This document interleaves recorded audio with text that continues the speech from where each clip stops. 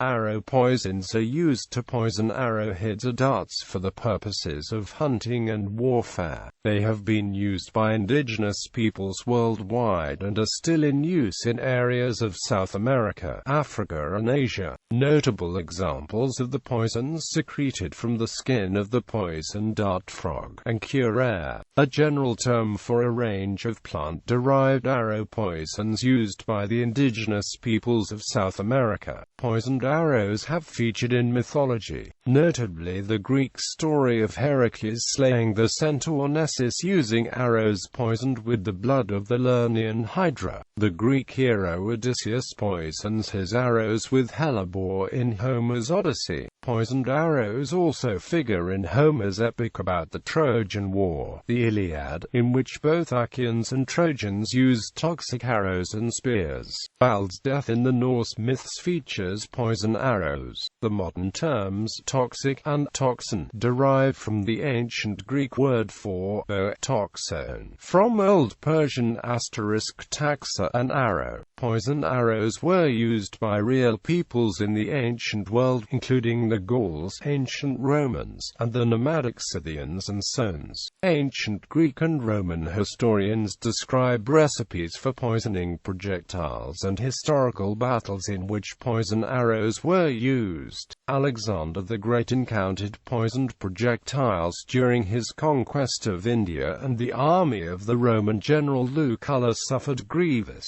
poison wounds from arrows shot by nomads during the Third Mithridatic War. Ferdinand Magellan was killed in the Philippines during the Battle of Mactan when he was struck in the leg by a poisoned arrow. The use of poisoned arrows in hunting and warfare by some Native Americans has also been documented. Over the ages, Chinese warfare has included projectiles poisoned with various toxic substances. Varieties. Arrow poisons around the world are created from many sources. Plant-based poisons. Curare is a generic term for arrow poisons that contain tubocurarine, curarine, quinine, protocurarine and related alkaloids. Most frequently it is derived from the bark of Strychnos toxifera, Esquianensis, Condrodendron tomentosmosiadetina toxifera. Curare is a competitive antagonist that blocks nicotinic acetylcholine receptors on the postsynaptic membrane of the neuromuscular junction. It is a muscle relaxant that causes death by paralyzing the respiratory system, resulting in asphyxiation. In Africa, arrow poisons are made from plants that contain cardiac glycosides such as Acocanthera, oleander, milkweeds, or strophanthus, all of which are in the Apocynaceae family. Bini or honor is a poison made from Strophanthus hispidus,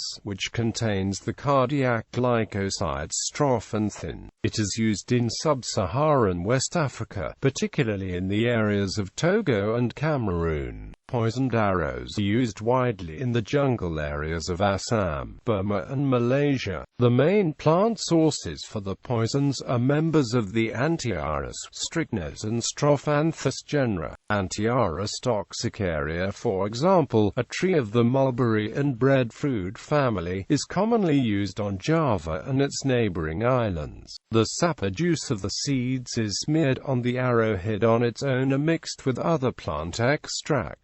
The fast-acting active ingredient attacks the central nervous system, causing paralysis, convulsions and cardiac arrest. Several species of aconitum or aconite have been used as arrow poisons, which belong to the buttercup family, Ranunculaceae. The Monaro in Ladakh use Anapilus on their arrows to hunt Siberian ibex. They were in use recently near Lake Issyk-Kul in Kyrgyzstan.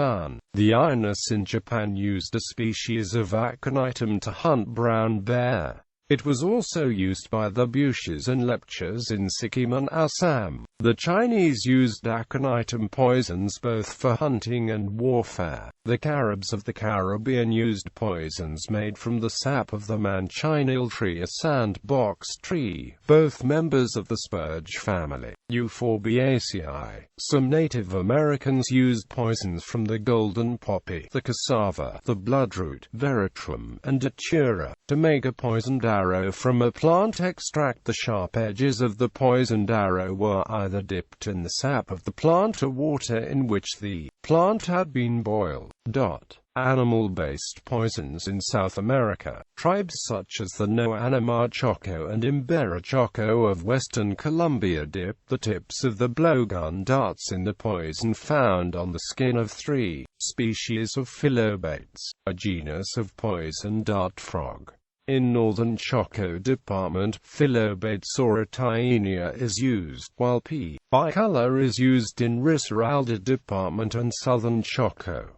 In Cauca Department, only P. terribilis is used for dart making. The poison is generally collected by roasting the frogs over a fire, but the batrachotoxins in P. terribilis are powerful enough that it is sufficient to dip the dart in the back of the frog without killing it. In the northern Kalahari Desert, the most commonly used arrow poison is derived from the larvae and pupae of beetles of the genus Diamphidia. It is applied to the arrow either by squeezing the contents of the larva directly onto the arrowhead, mixing it with plant sap to act as an adhesive, or by mixing a powder made from the dried larva with plant juices and applying that to the arrow tip. The toxin is slow attacking and large animals can survive 4 to 5 days before succumbing to the effects. In the United States, Native American tribes used venomous reptiles to provide the poisons required.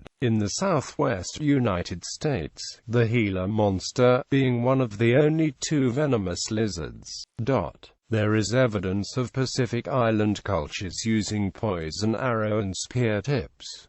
An account from Hector Holthouse's book, Cannibal Cargoes p. 141, describes a canoe resting on forks in the sand. Within the canoe the body of a man rotting in the sun. The unsealed canoe allowing the putrefaction to collect in a notched shallow bowl in which arrowheads and spear tips are soaked. Wounds with these weapons caused tetanus infection. Preparation. The following 17th century account describes how arrow poisons were prepared in China. In making poison arrows for shooting wild beasts, the tubers of wild aconitum are boiled in water. The resulting liquid, being highly viscous and poisonous, is smeared on the sharp edges of arrowheads. These treated arrowheads are effective in the quick killing of both human beings and animals, even though the victim may shed only a trace of blood. Native American tribes would agitate the snake or lizard until it repeatedly struck into the spoiled meat or liver of an animal, impregnating it with its toxin. The tips of arrows of the blowgun darts were then dipped into the poisoned meat.